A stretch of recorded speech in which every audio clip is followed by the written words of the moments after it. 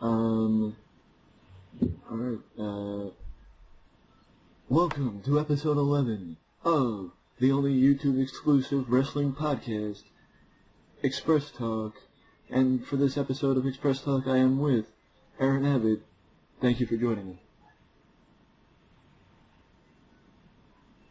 No problem. So, as with, it seems like every other week, we got another WWE pay-per-view to talk about, so, what match are you looking forward to tonight at TLC?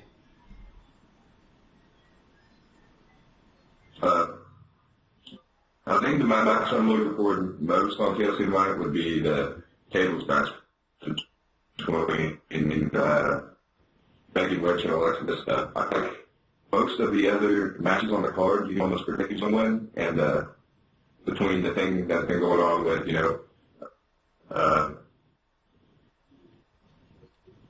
backstage and Lynch with, problems with their acts and whatnot, that's the only match that I really can't predict winning.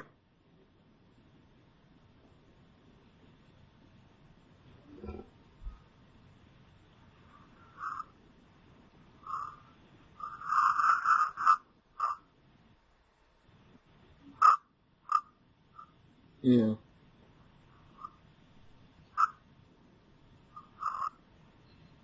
But,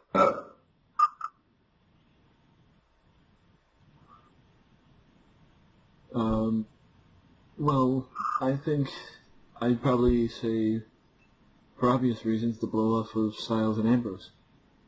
Because that's probably what we're going to see tonight with the TLC match. You know?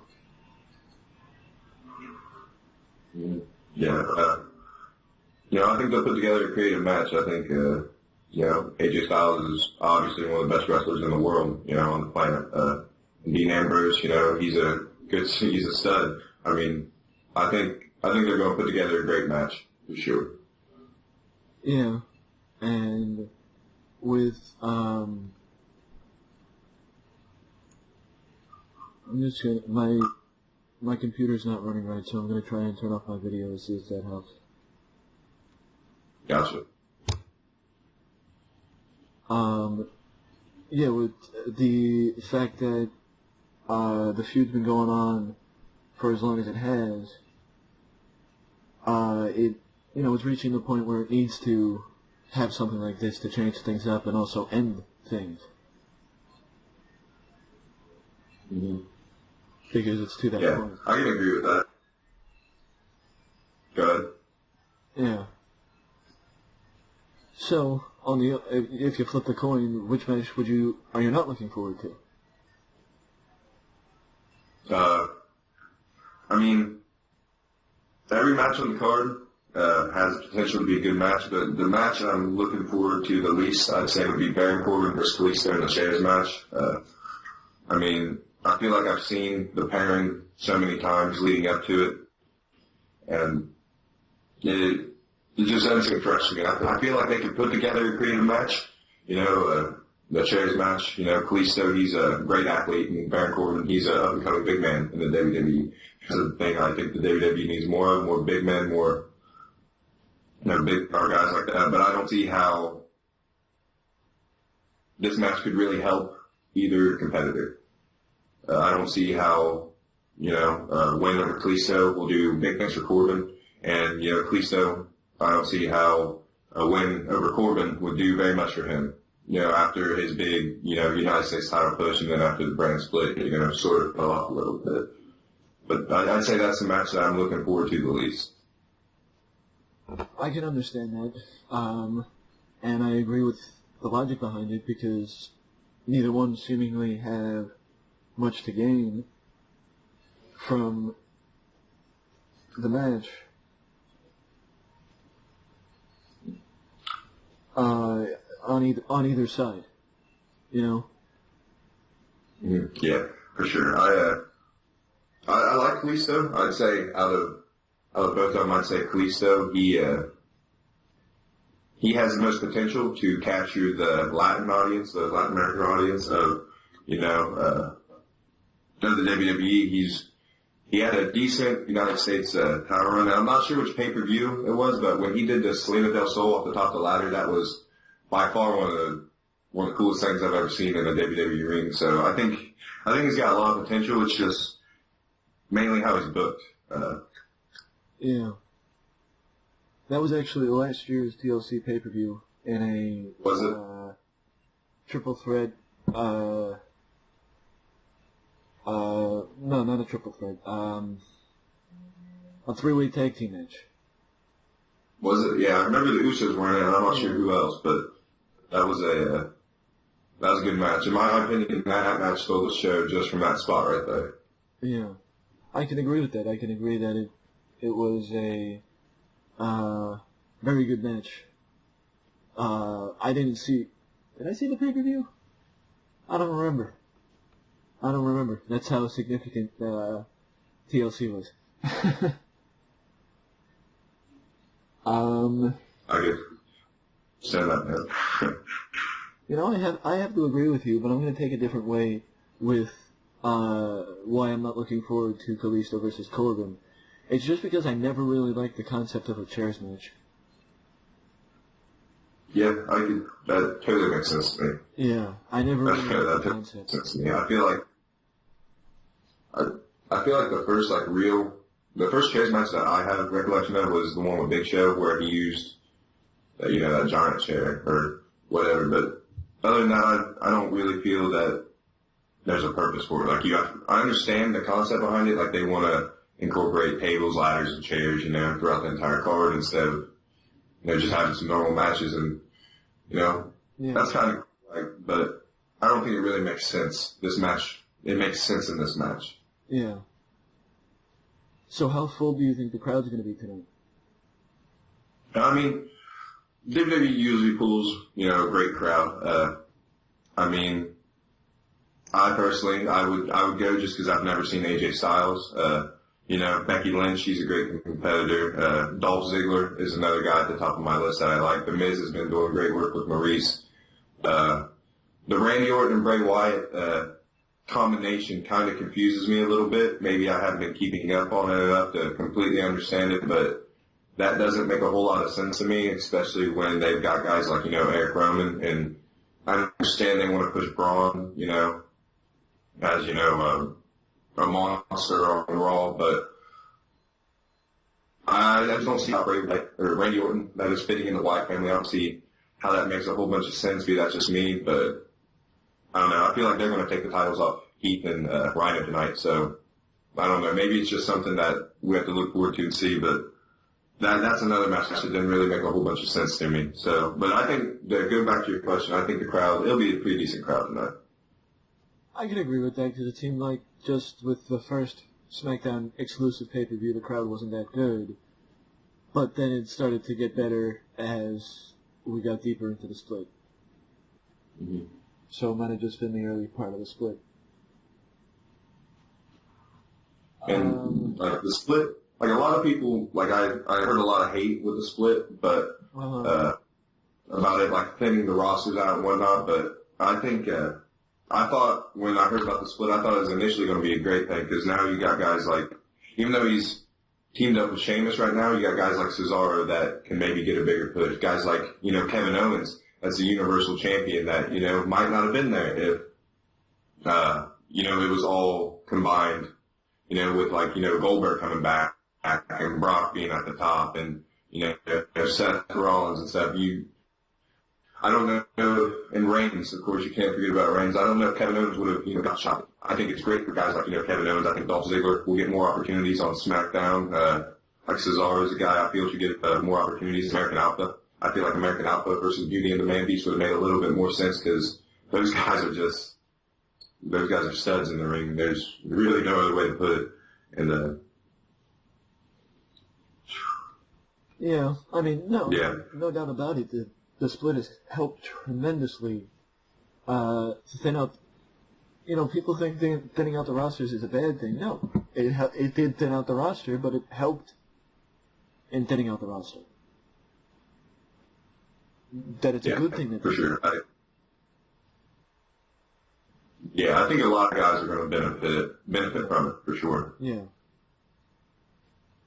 Well, now we move to the next topic, and that is, for those who don't know or weren't aware, Ring of Honor's Final Battle pay-per-view was this past Friday night.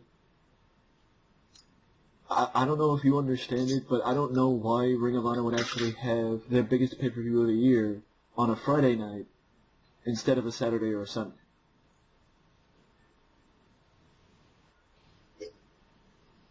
It just doesn't seem. I agree. I feel like maybe they're just trying to do something different. Yeah. Yeah, I understand it. I'm not quite sure. Yeah. Overall, I think it was a good show. None of the matches really, none of the matches really shocked me. But I will say that I did not realize that Donovan Dijak was as athletic as he is. Yeah. I wasn't. Yeah, I mean, it was a good show. Like the matches I did watch, I was able to catch Rose and Lethal. The Bucks and Matt Hardy. I heard that Matt Hardy made an appearance, and then I heard about O'Reilly winning the title over who was it? Adam Cole. Adam Cole. That's it. Adam Cole. And if I'm not mistaken, they wrestled at Final Battle 15, right? They possibly did. I don't remember, to be honest. I'm pretty sure they did. Like the two main storylines I was looking forward to was, the backstage storyline of if this would have been the Bucks' final appearance with Ring of Honor, because there was a lot of talks about maybe it's their last time being in Ring of Honor, and then what changed from 15 to 16 with Adam Cole and Kyle O'Reilly. Since Adam Cole since then had became a two-time Ring of Honor champion and had joined the Bullet Club. So those were the two most interesting storylines I felt like, but I also thought it was nice to see Cody Rhodes wrestle too. That was awesome after everything he went through just recently with the WWE and whatnot. So I thought that was cool to see him back out there and doing what he loves. What do you think of the turn? Because Cody turned heel during the match. Or during the match. Oh, yeah. I mean, I'm a heel guy. I seem to favor heels more, so I feel like this, because, he left as a heel from the WWE, but I feel like that gimmick is just so light years away from what he can do as himself instead of Stardust. I feel like Cody Rhodes is a great athlete. I feel like if Cody Rhodes could have just waited a couple more months, he would have been one of the guys that would benefit tremendously from the brand split, because he's got wrestling in his blood. I mean, he's another top-notch athlete that I think's, one of the top 10 wrestlers in the world. I think Cody Rhodes is really underrated. I can agree with that. And, I think they could have pushed it a little further, turning him heel, but I think him turning and the overall reaction to it proved that he isn't done in Ring of Honor just yet, and it's nice to see that he will actually be a heel somewhere and not just be babyfaces everywhere. A babyface everywhere. Okay.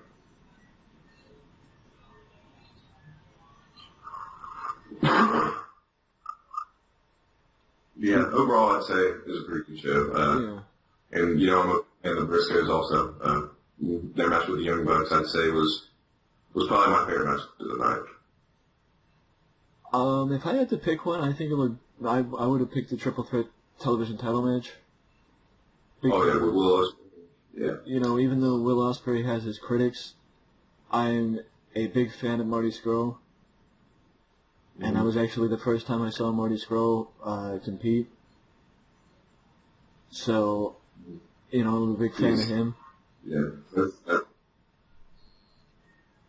Yeah, for sure. Those guys are Yeah. So, But to your the match you referenced with the Bucks and the Briscoes, that is also the match that, following that match, Matt Hardy made his presence felt. And Matt Hardy announced that the Hardy Boys, as a part of the open challenge that they've been doing on TNA for tag teams all over the world, will be coming to Ring of Honor. From what his promo said, they're not versing the Bucks, they're versing the Briscoes. So it would be the Hardys versus the Briscoes at a later date in Ring of Honor. It's very possible that it's the anniversary. oh, okay. Yeah. See, like all I knew was Matt Hardy made an appearance, and he said him and Brother Nero were. I can't remember exactly what he said, but more or less that they were coming for the titles. They said that they were going to face the Briscoes and not the Bucks. It feels like he referenced the Briscoes more, but when the promo stopped, the Bucks were the ones in the ring. So it was very confusing. Okay. And plus, Matt Hardy's not the easiest person to understand with his broken gimmick. Especially when the audio quality's not okay.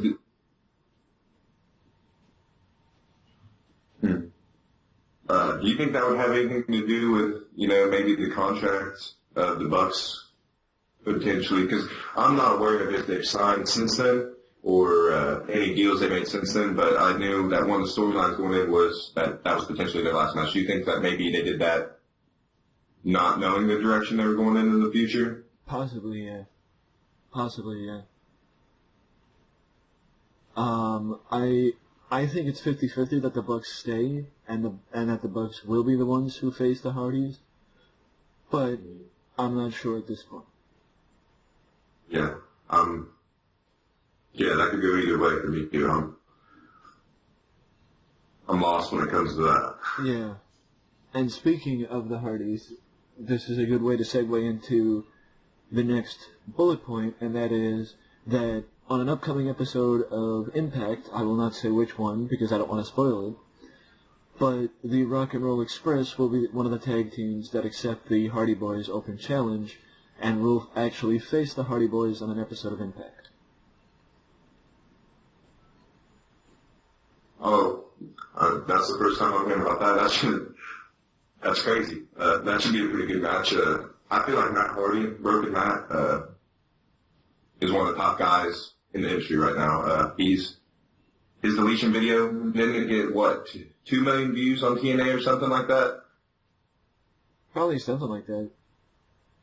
Like it brought more than like any other night ever or something. I remember hearing something along those lines, and I don't know, I'm just happy for Matt Hardy because growing up, and it may not have been like this for everyone else, but the Hardy Boys growing up, Jeff was the main guy in that tag team for me. So I feel like Matt sort of getting some of the spotlight now.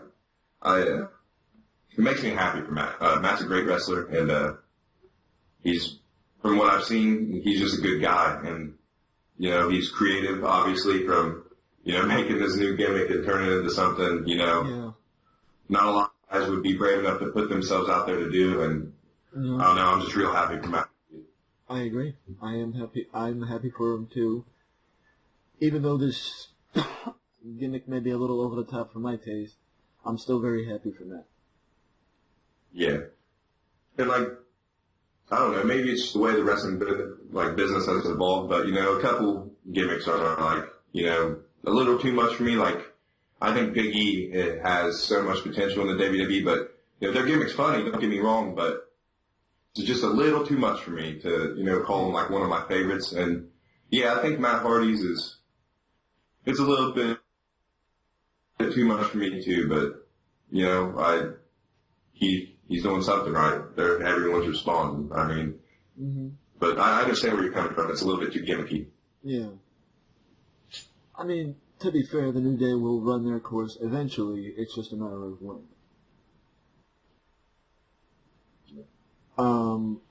This year, no. Next year, unless they make drastic changes to the gimmick and the stable as a whole, then yes, they will be done by next year. Because they need to end the New Day before the fans tell them to. Yeah, and I feel like it's getting close to that because for me, I thought it should have ended with the swamp wherever they were, the compound brawl. I feel like Bray Wyatt put together some really good promos during that whole feud, and I feel like if the New Day were to end, any of these past feuds they have, I think it should have ended there. I think that would have been a good spot to end it with the Wyatt family. Yeah, and it would have given the Wyatts an intense amount of heat for doing that. Yeah, it would have launched. It would have gave Bray, big momentum going into SmackDown, and Braun some momentum staying on Raw. I'm not sure what the situation with Harper was at the time. I'm pretty sure he may have still been out with an injury, or Rowan was there at the time, or maybe he was out with an injury. But Harper, he's a great athlete too. He's another guy that I think's a big man that could really work, and I think it could have gave him some good momentum going into the brand split. I agree, and I believe it was Rowan, because I think basically Harper and Rowan switched because Rowan's on the shelf now. I'm pretty sure. Gotcha. Yeah, and that's another thing. They made that switch with just out of the blue, like no one would really recognize that they just interchanged them like that. Did you notice that also when they did do that switch? No, but now that you say it, I know what you're saying. Yeah. I remember thinking, well, wasn't this guy just hurt? And yeah, I could be wrong. You have to go back and look, but I'm pretty sure that they literally had no storytelling on the way to that switch, and they just made it like out of the blue. Well, that's normally what WWE does. They don't always write the people off or give a reason why people aren't here anymore. They just, let them go away, and then when they come back, they come back. Yeah, that's almost how it happens. that's exactly how it happens, really. Yeah. And it's frustrating because growing up, I was like, I'm 23 now. I've been in love with professional wrestling ever since I was 4 years old. Growing up, I couldn't get enough of it. And now, it's just things are just so, I don't know, they're just storyline based. They're just so much different because I understand it's a different world with social media and things like that, and they can't go some of the places they went in the Attitude Era when I grew up on it. But some of the storytelling just isn't all there for me, and I think that's a big reason they're losing crowds. They're losing, numbers, more or less. Yeah. Yeah.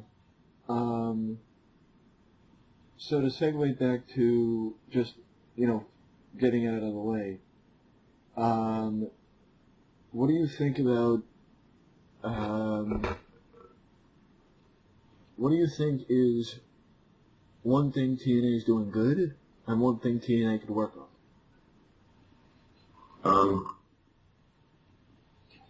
One thing TNA is doing good, I think, is the Billy Corgan edition.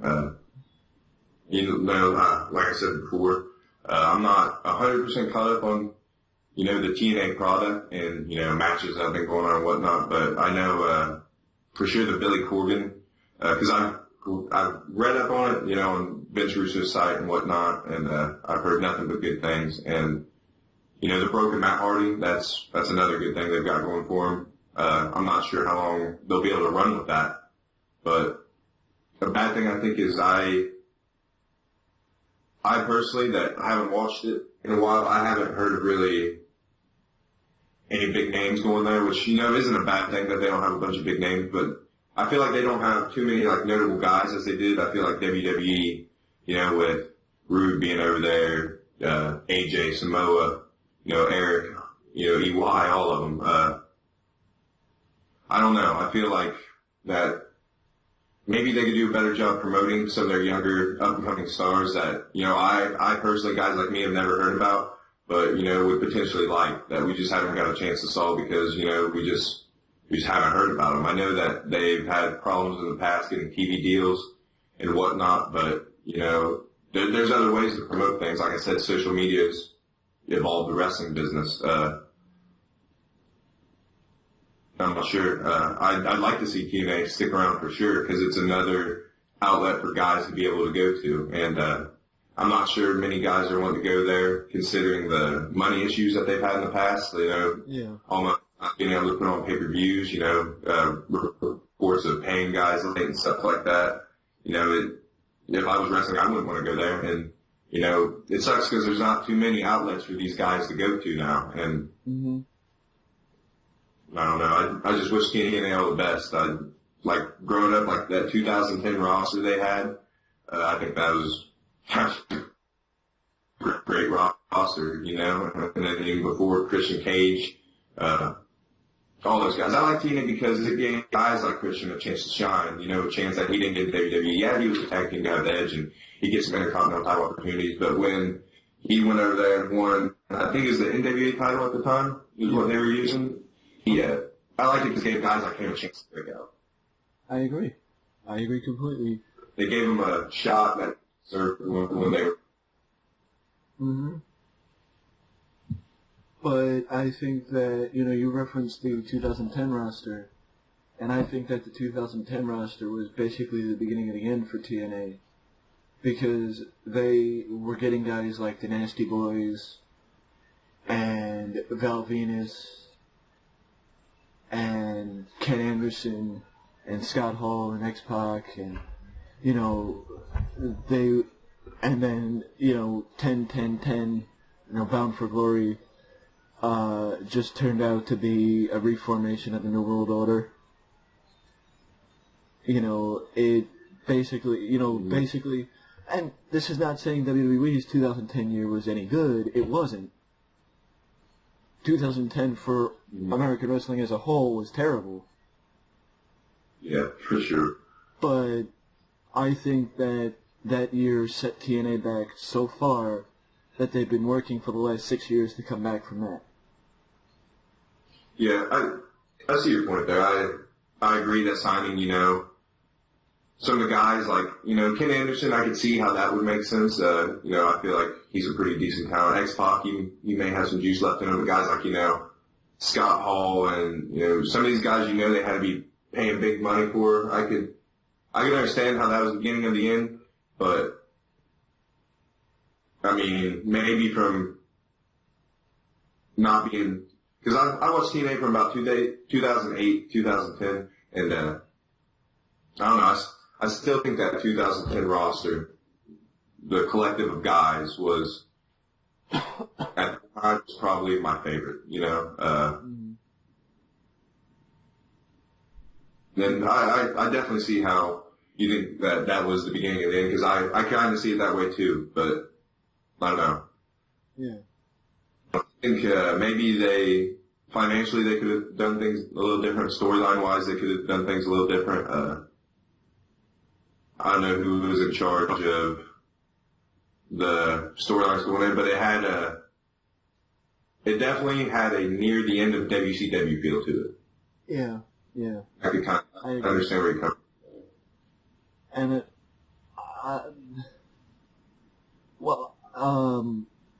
I actually completely agree with your positives and negatives for TNA. But I will also say this, that, for people to say that, TNA guys aren't mainstream material, like they're not going to get, the same attention that WWE guys get, that's true. But the question is, they have Mike Tenay under contract. Why can't they use their YouTube channel and Mike Tenay to put people on with Mike Tenay on a weekly basis, basically the same thing that Michael Cole does on a weekly basis for WWE, and just do shoot interviews with them to, I think that'd be a great way to get that. You know, it would help character development because you would get to know the people faster. Yeah, 100%. And I feel like if you did do some, like behind the scenes, like interviews like that, some shoot interviews to actually get to know the guy, get to know where he came about. Like going into the Cruiserweight Classic, I wasn't, I didn't know T.J. Perkins. I had no idea who T.J. Perkins was. And then after hearing all that T.J. Perkins has went through, and I'm one of the biggest TJP fans in the world now. I definitely understand. I agree with you 100%. That help you guys over big. Yeah. So, hopefully with the new management, because after the lawsuit from Billy Corgan, the judgment came down that the Fight Network, its parent company, which their name escapes me at this point, but they're the new majority owners of TNA Wrestling. So with the new owners, I hope that they take TNA in a new direction and that new management helps bring forth a more stable period for TNA.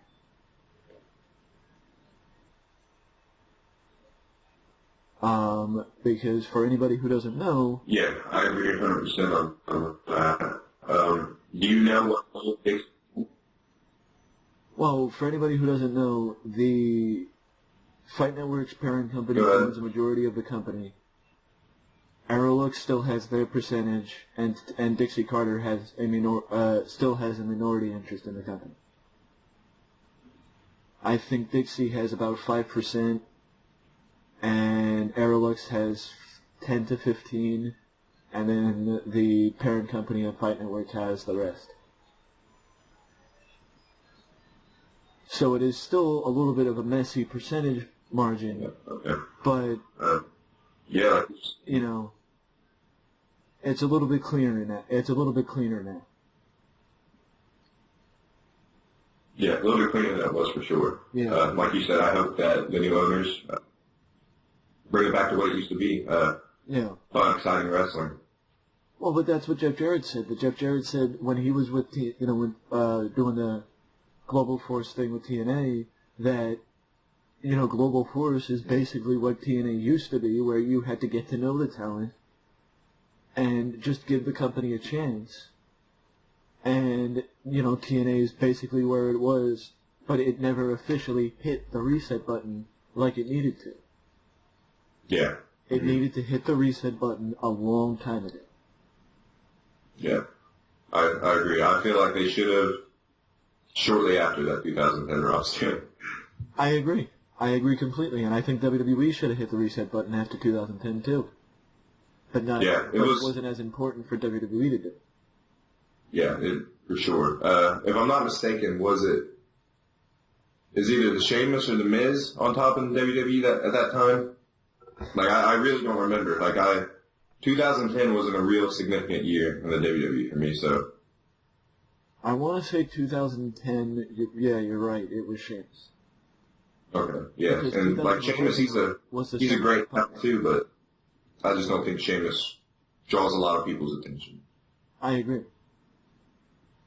Well, wait, WrestleMania 30 was 3 years ago, because this is WrestleMania 33 coming up. Oh, so it was 2 years ago now. So that was 2014.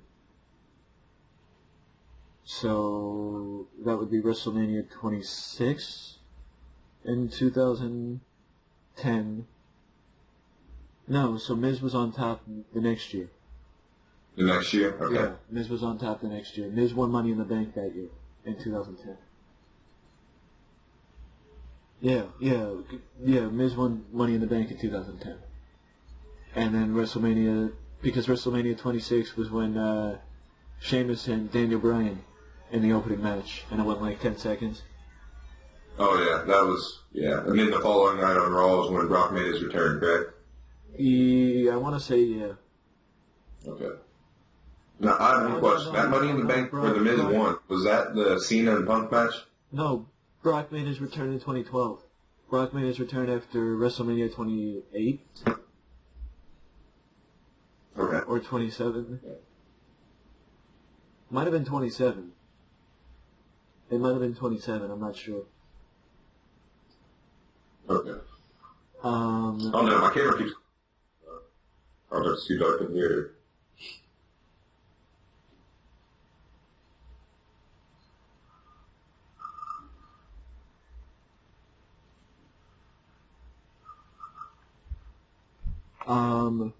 So, well, if you want to turn it off, you can turn it off.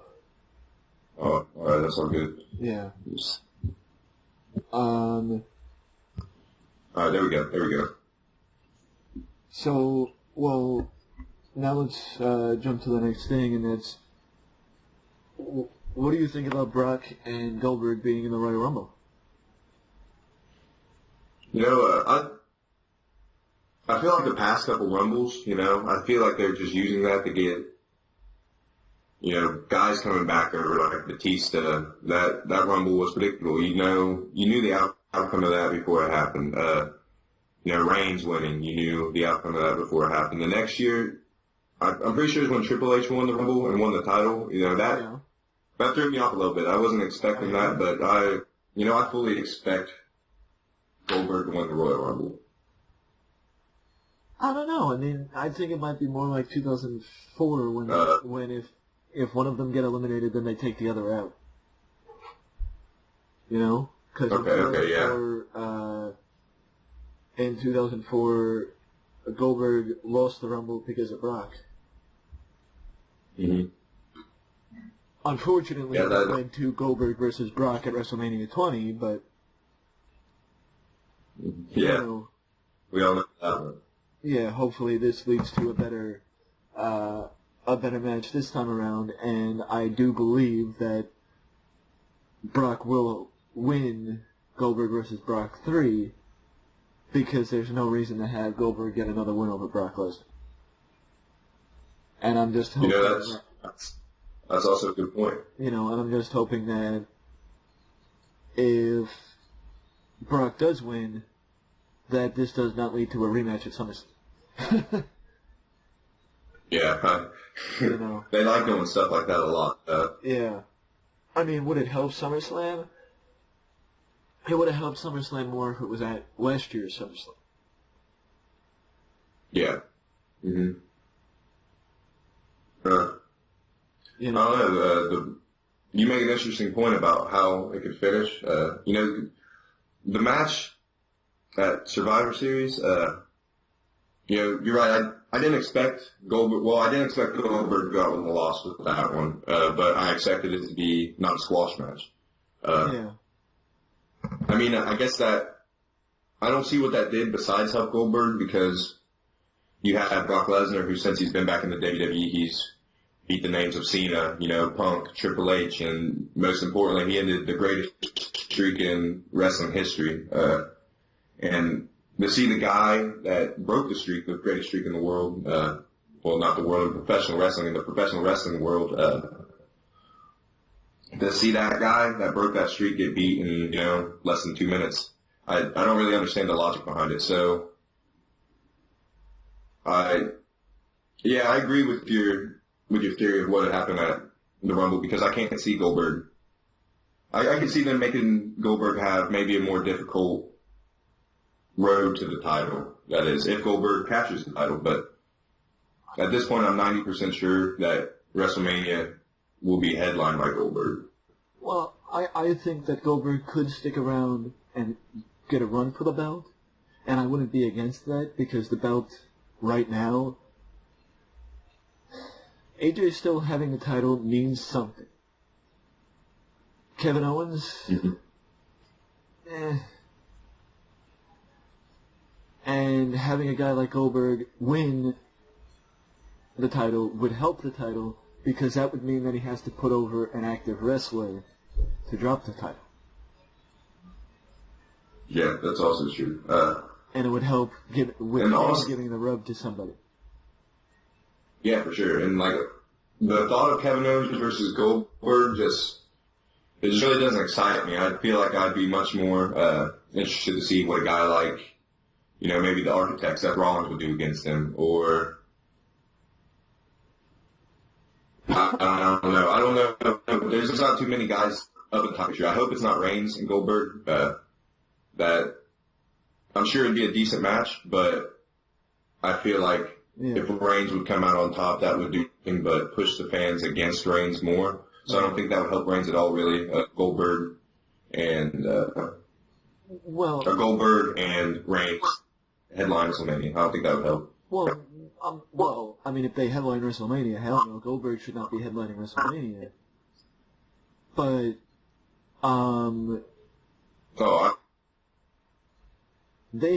I think that they have a year to fix Roman's booking if they want Roman and Goldberg to face each other. Because I think that the earliest that they should do it is SummerSlam, the latest they should do it is WrestleMania next year. Mm-hmm. I would not be against them giving Goldberg a world title.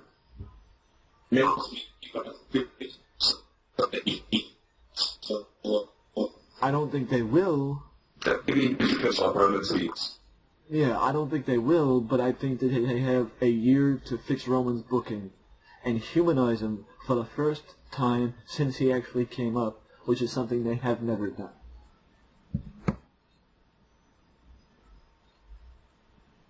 Yeah, I agree. I agree with that 100%. Roman's always looked superhuman, and I want to like the guy. I want to.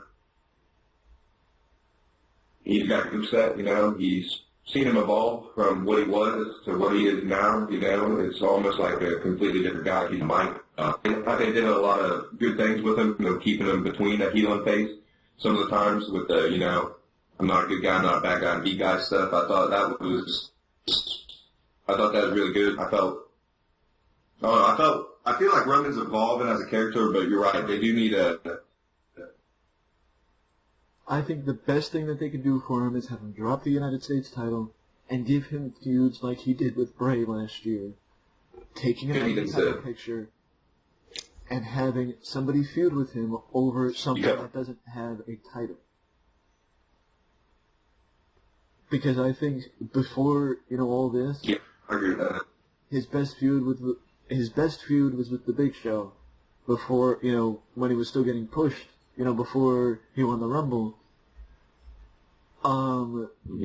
But if they would have kept him on that path and they would have let Big Show win, that would have helped the Big Show, and that would have helped Roman.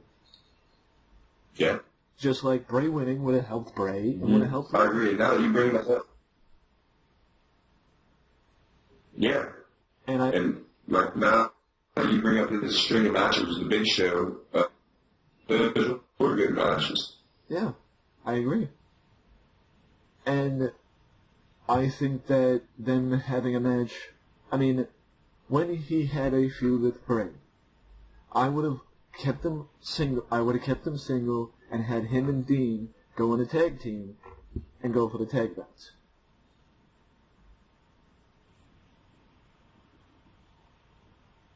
Just to keep him busy. Because even if it meant Dean didn't verse Brock at WrestleMania, and even if it meant that Roman wasn't the WrestleMania main event and did not get his moment, you still could have given him his moment at SummerSlam. You still could have given him his moment at whatever the heck the pay-per-view was after WrestleMania. But they rushed it because they needed main eventers. They never understood about the idea. Well, the perfect example of it is how highly they view people like Goldberg and Brock Lesnar, and how Goldberg and Brock Lesnar are on a different level than most of the roster.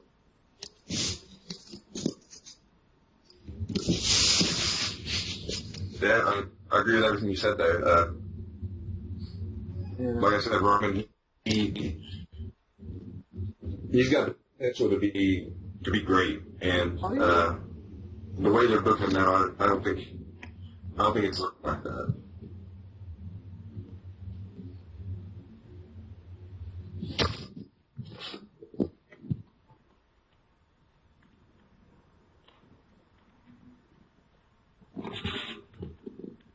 Still there? I think I lost you.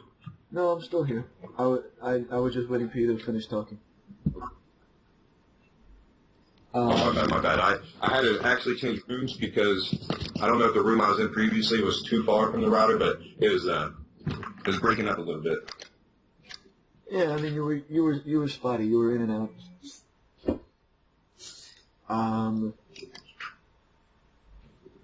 So now we move to the Russo spot, which, for those who may be new to the show and don't know what the Russo spot is, when Vince Russo was booking WWE, he basically changed the typical booking style of pro wrestling with his Crash TV style, so now I'm giving you the opportunity to change whatever you want about pro wrestling, whether it be gimmicks, whether it be a booking style, whether it be any stigma that you think exists.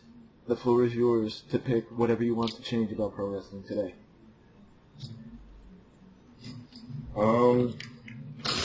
Let's see, I'll start out by saying I'm a humongous Vince Russo fan.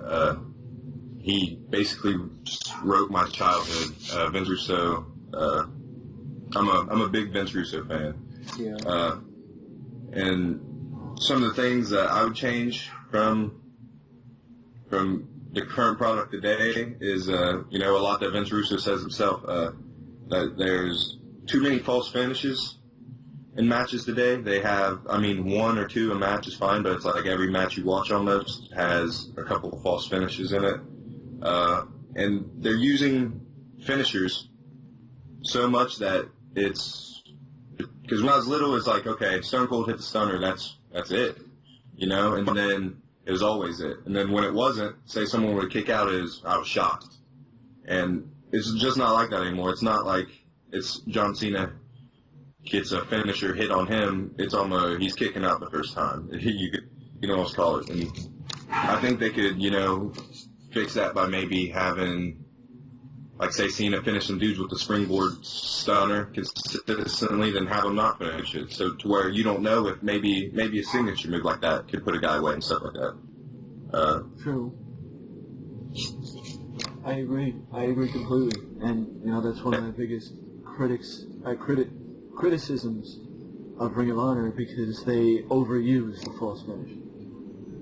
Yeah, for sure. Ring of Honor is definitely guilty of it. TNA is another one who I've seen it, quite a bit on in the past. But to kind of contradict what I said there, I'd like to see more pin attempts. You see guys that, like, say Seth Rollins hits a big suplex off the top rope. Back in the Attitude Era, Seth Rollins would crawl, sling an arm over for the pin. Now these guys are both recovering just to get into the next high spot almost. I feel like more pin attempts would help. And like I said earlier with the Kalisto Baron Corbin thing, like less matches, like the same matches week after week. I think they play to the crowd a lot because like when I went to the Cincinnati show here recently, I think it's like a year ago, seeing Cena versus Neville, that was cool, and I could see how like a house crowd would want to see that all the time, but you can't book for the house crowd all the time because the millions and millions of viewers watching on TV have seen these matches over and over, and I think that's where I've lost a lot of my interest in the product today. And the biggest thing I would change is I would change Raw from a 3-hour show to a 2-hour show. And because when I first heard about Raw changing to 3 hours, I was excited, more wrestling for me. But the more it went on, it got older. And when I was younger, when it would go off, when wrestling would end and leave me with a cliffhanger, I couldn't wait till Monday. I could not wait. But now it's like you have 3 hours wrestling on Monday, 3 hours wrestling on Tuesday, NXT, all these other things to where it feels like you don't have that suspense anymore to where, I can't wait until Monday night to see what's going to happen on Raw. Yeah, I agree completely. WWE has too much TV time during the week.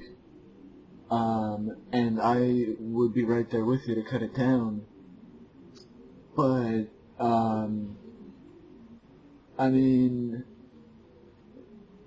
I think I would go right along what you said about what I would change with pro wrestling. I think I would go right along with it. But I would also say that, maybe a change that I would make with the WWE Network is I would have the network basically be the outlet of old school wrestling and push the old school wrestling more, and maybe even work with Take-Two, 2K rather, to make it where we use more of the old footage in the video games, because they have so much old footage that they don't use. Yeah, for sure.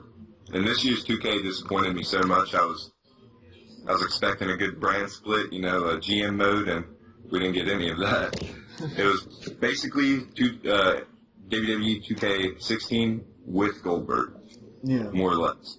Yeah.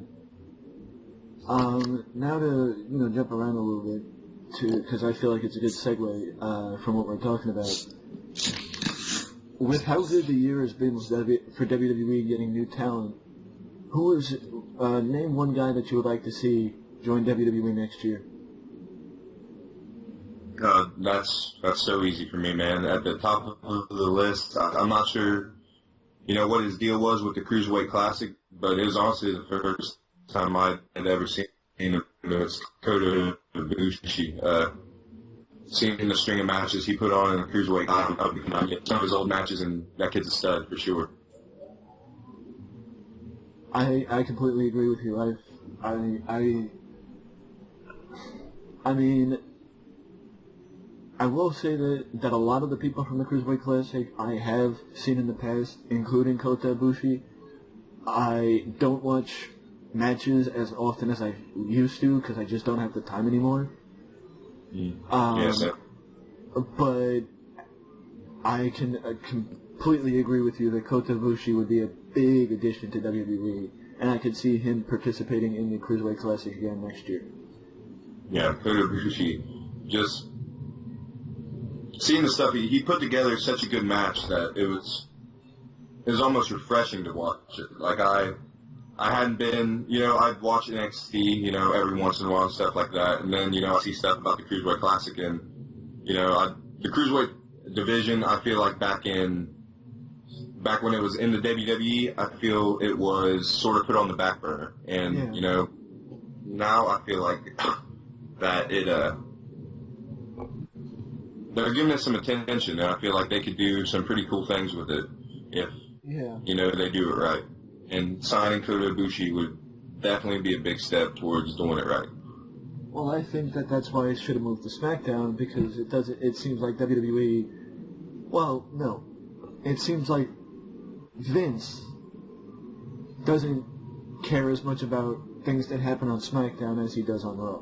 And SmackDown has always been a more wrestling-focused brand, and that's what the Cruiserweight division needs. But also, to say what we said about TNA, he needed to give more attention to the character development of the Cruiserweights. Yeah. Because not everybody watches stuff on the WWE Network. Yeah, I couldn't agree with that more, man. When they first announced that the Cruiserweight division was coming to Raw, I was a little confused. I understood, considering the fact that a whole division would be coming to a 3-hour show, maybe they'd have more time to showcase it. I was hoping they'd have, multiple matches, multiple matches a night, Cruiserweight matches, and maybe do a tag team match like they do, and I don't know, maybe have almost like a hardcore title type rule to it, where it's like an open challenge or defend at any time type thing, make it a little bit more interesting. But I didn't think it fit on Raw. I was skeptical of what they were going to do with it on Raw, and I don't know. I agree with you that it fits more on SmackDown because it is the more wrestling based. And I 100% agree that Vince. I feel like Vince does care more about Raw than SmackDown.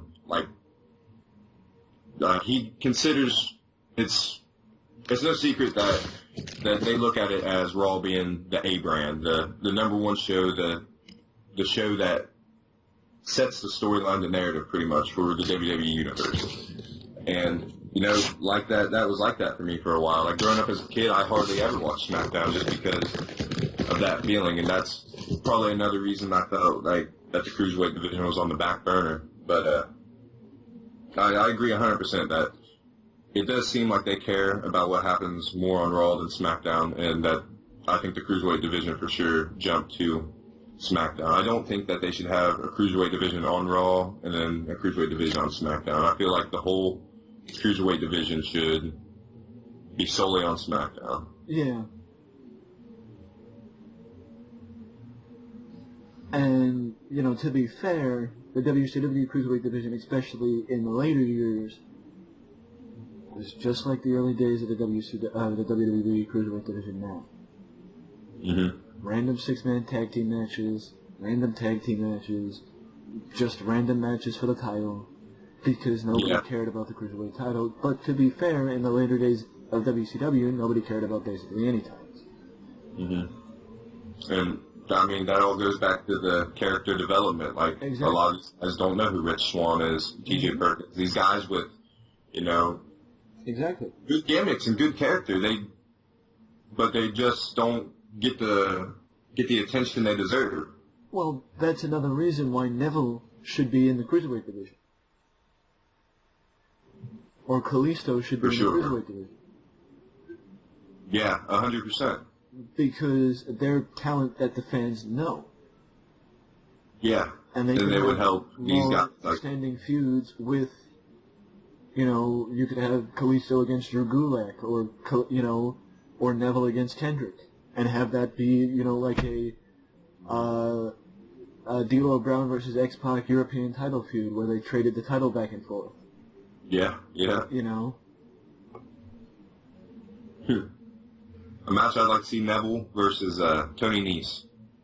I think they put on a great match. I mean, if they give Tony Nese the TV time and the promo time, you know, make him like a Chris Jericho from WCW, he'll get over. But you just got to give him the time. Yeah, I like Tony Nese a lot. He's another guy I didn't know of until, you know, I personally made a choice to invest in the Cruiserweight division because it was something I was interested in, you know. Yeah. Most general fans might not care about the Cruiserweight division, you know. Maybe they would need to see something that would draw them to the Cruiserweight division. And I don't think they're seeing it with the random matches, like you said, and on-the-fly booking, it feels like. But that's why you got to give them time. Mm-hmm. And I don't mean you got to give the fans time too, but you got to give the Cruiserweights the proper amount of time to develop characters and not just be cookie-cutter people where the fans think that they're all the same. Yeah, interchangeable parts. Yeah, exactly. Now, to continue the discussion about WWE, you know what, wait. Let's mix things up and go to the guest spot, which is where I give you the opportunity to give some, you know,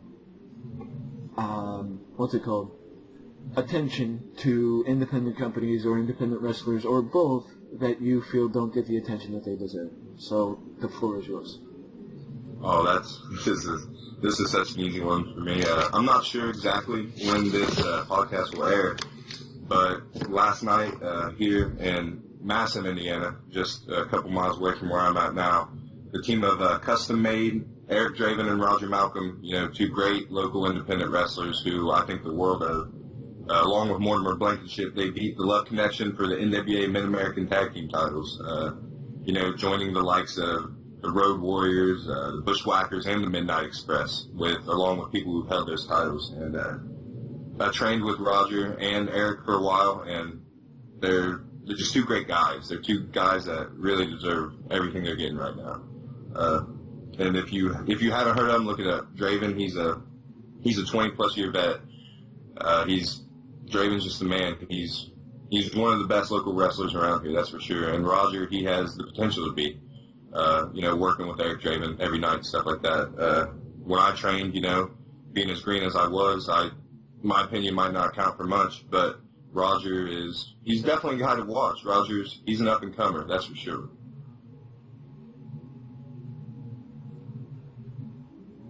I agree, you know, I have heard nothing but great things about Eric Draven, and that most people view him with the utmost respect. And I've also heard a lot of good things about both Mortimer Blankenship and Roger Malcolm. and I believe the company is NWA Blue Cross, which is their Portland-based NWA territory, which is also, I believe, another company that Mortimer Blankenship works for, where he manages the former multiple-time NWA North American champion, Mid-American champion, sorry, Johnny Justice, who also is... Oh, yeah, Johnny Justice, who is also just a great work to the Indiana territory. Johnny's a great guy too. Johnny is another one of those guys that are an up and comer. Piggybacking off what you said with Draven. Draven, he's not great. He's from being in the small town I'm from. As I said earlier, I've loved wrestling since I was 4 years old, and I never thought I'd ever get a chance to step in a wrestling ring. And Eric Draven gave me that opportunity. It was literally like a dream come true, and I can't thank Eric Draven enough for that. Eric Draven has done a lot for me. He's taught me some things in the ring and stuff like that, and there's no other way to put it, but he's just a great guy, great individual overall. Well, props to Custom Made, and props to, I'm assuming, NWA Supreme, correct? Yep, NWA Supreme, Maston, Indiana. Well, props to both the company and the talent. For sure.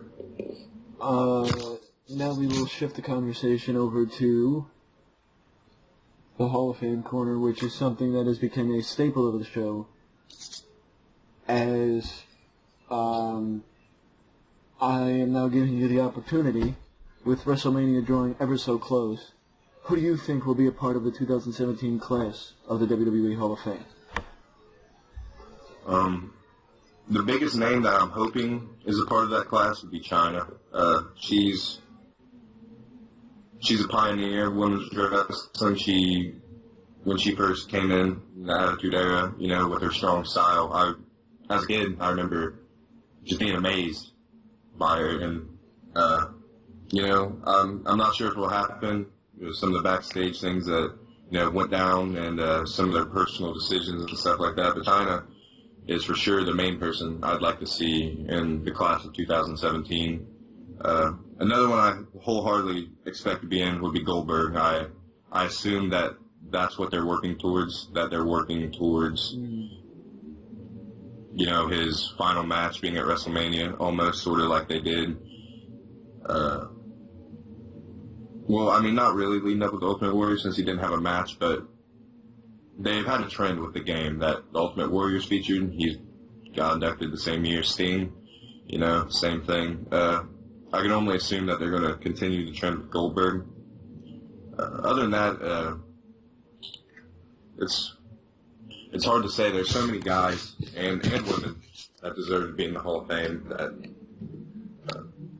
I'm just not sure. Who would you like to see be inducted this year? Well,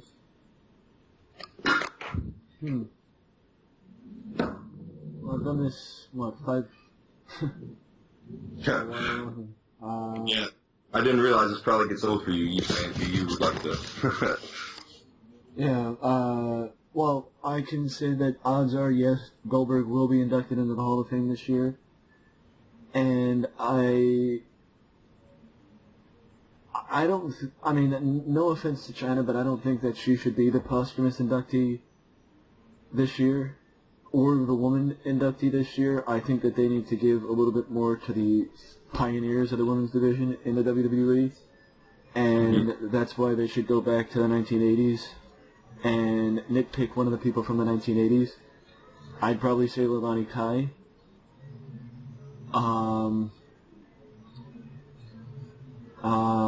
Rick Rude would be my posthumous inductee. And I would also go with Demolition going in because of how much they've been talked about on WWE programming this year. Oh, yeah. That's true. Are you aware if JBL's in the Hall of Fame or not? No, JBL is not in the Hall of Fame. That's definitely a guy I'd like to see get in the Hall of Fame.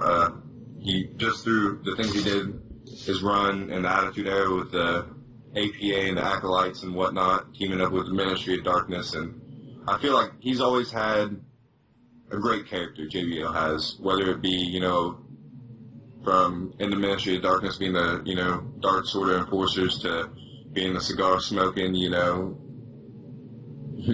just monsters that go around not caring, starting bar fights and bringing it to the ring. To, JBL, the self-made man coming out with the big white limo and the horns on it and, having a pretty long WWE title reign. I believe it was a little bit over a year. And, he had some great matches that time with Eddie, Batista, Ray.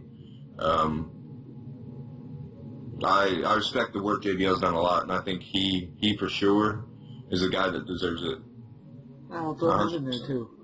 Maybe he'll get elected next year too. And speaking of announcers, I think it's only a matter of time before Michael Cole gets inducted into the Hall of Fame. Yeah, I agree. He's been a staple on SmackDown. He was a staple on SmackDown for a while. I actually didn't know Michael Cole called near as many matches as he did, Yeah, he's been there since about 1997, so... Yeah, I saw his backstage stuff with The Rock, and, it was always comical. It was great, and then his backstage stuff on SmackDown every once in a while, and, yeah, I can agree with that. I can agree Michael Cole for sure deserves a spot in the Hall of Fame. I'm just not sure if they'd go that route this year. No. Yeah, I agree. Out of just seeing the resurgence of actually Goldust's career, seeing, he was also another great character throughout the 90s, and just seeing, after all he's overcame and all he's been through, and just how amazing he's looked in the ring the past couple of years. I feel like Goldust is also, if anyone that's still working today deserves to be inducted into the Hall of Fame, I'd say it'd for sure be Goldust. I completely agree with that. I think Goldust is very deserving to get inducted into the Hall of Fame. I think that it would be smarter to wait just so Cody could be the one who inducts him. Yeah, But I wouldn't be against the idea of Booker T inducting. Yeah, because of what they did, that would be... I wouldn't be against Booker T inducting him. I think Cody should, but I wouldn't be against Booker T doing it. Yeah, I'm with you there. I wouldn't be against Booker T doing it, but I feel like the moment would be more special to both the fans and to Goldust if Cody was the one to do it. And, maybe they could... Maybe the bridge isn't completely burnt, because Rick was inducted while he was in TNA, along with the Four Horsemen. Yeah, I don't think it is. I think Cody will come back, but I don't think he would turn down and inducting his brother. Yeah, that's what I'm saying. I know he's got, a lot of things going on in other places and stuff right now, but, yeah, I agree. But I think he would definitely do a one-off for that. Yeah. Now, not so much next year, but just on the overall concept of inducting matches into the WWE Hall of Fame, do you think that matches should eventually get inducted into the Hall of Fame? And if you do, which match would you like to see get inducted first? So you're asking what would be what I feel should be the first match inducted into the Hall of Fame if there were matches in the Hall of Fame? Yes, and if you think they should be in it, if you think that they should induct matches. Yeah, I think there's a lot of pros and cons to maybe inducting matches. I feel like the most difficult part would be getting the team together to decide, really, but I think it could be. I think that's a good idea, honestly, because there have been so many just great matches throughout WWE history lost in time. That maybe people haven't heard of or whatnot. A great match. I'm torn because it wasn't a WWE match that happened. It was Rey Mysterio, Eddie Guerrero, Halloween Havoc. That's one of my favorite matches of all time. The Hell in a Cell where Undertaker threw Mankind off. That was one of the greatest of all time. The WrestleMania where Shawn Michaels defeated Bret Hart. One of the greatest of all time. I mean, and the way they did it, the way it was built, the John Cena CM Punk feud where CM Punk left with the title in Chicago that night, that was a great match to me. I mean, there's just so many, but if I had to pick, see, I don't know, because then I think of Austin and then Rock Hogan and Austin Rock, and I would say for me, my favorite match personally, and the match I personally would go number one with would be the Hell in a Cell match with Mankind and The Undertaker.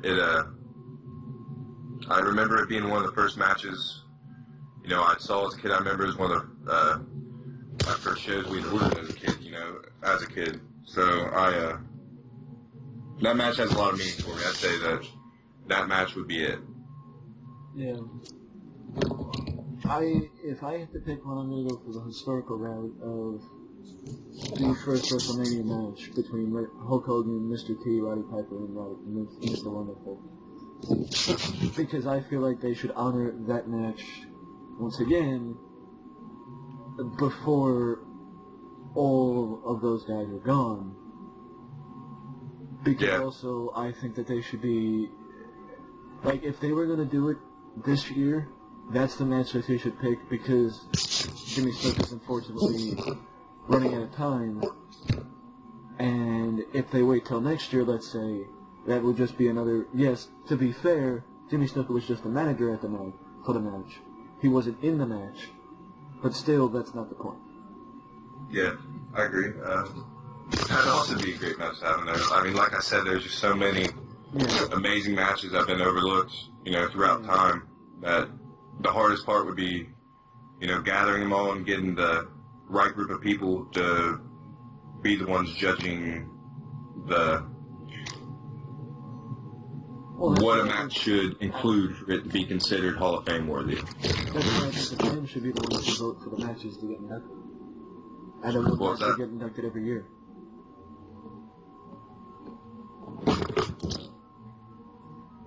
But do you think that, as far as matches getting inducted, that they would have to have a physical building for a match to get inducted so they can honor the match properly? Or do you think that it could be that they can induct a match now the way the Hall of Fame is structured?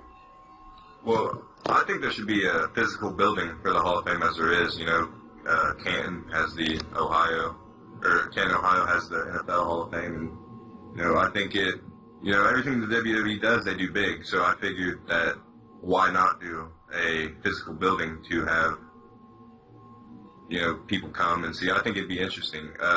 There'd almost have to be to maybe make a display out of the matches or something like that. Maybe have, you know, a turn. I don't know how they do it, but yeah, I feel like there'd almost have to be a physical building for them to induct matches into the Hall of Fame. Another thing I think they should induct into the Hall of Fame would be maybe segments, promos, stuff like that. You know, there's been how many Hall of Fame worthy segments and promos cut over the years. I think that should be another thing included. That'd be interesting. That would be interesting, and then you could have Wings of the Hall of Fame dedicated to those segments. Yeah, have certain little wings dedicated to him and stuff like that for sure. Yeah. Like CM Punk's Pipe Bomb, the Austin 316, which launched it all, which launched an era of wrestling. Yeah, I for sure think that would be a great addition to the Hall of Fame. Well, now we've reached the point of the show where if you want to hype anything, or if you want to tell people how they can contact you, if they want to contact you, the floor is yours, my friend.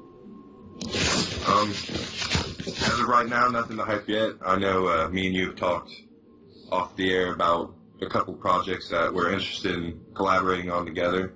But you know, some of those are still in the work right now. Hopefully, I could be back on sometime in the future, and we could maybe announce it together. But other than that, I'm Aaron Abbott on Facebook. I'm the guy petting the lion in the picture. I used to work at a zoo. Instagram, Aaron Abbott, got pictures of all the amazing animals I used to work with at the zoo, if, you're an animal person, I guess. Other than that, not much until hopefully next time. So that sounds good. And I will just say to you, the viewer watching or listening, rather, because you're not really watching. We want to hear from you. Let me know down in the comment section below what you thought of this video and any opinion you may have on anything we discussed in this podcast. But if you don't want to leave a comment, you can always leave a like and subscribe to the channel for more content just like this that you can only find right here at Wrestling Express. Till next time. Before we go, I'd like to thank Aaron Abbott for joining me for this episode of Express Talk. Thank you. You out there? And we're good. Alright. I see, man, I was cutting in and out sometimes, and sometimes I wouldn't think you were talking because it cut out for so long, and I'd start up a sentence, and I'd be like, oh, damn, he's still talking, like, my internet connection.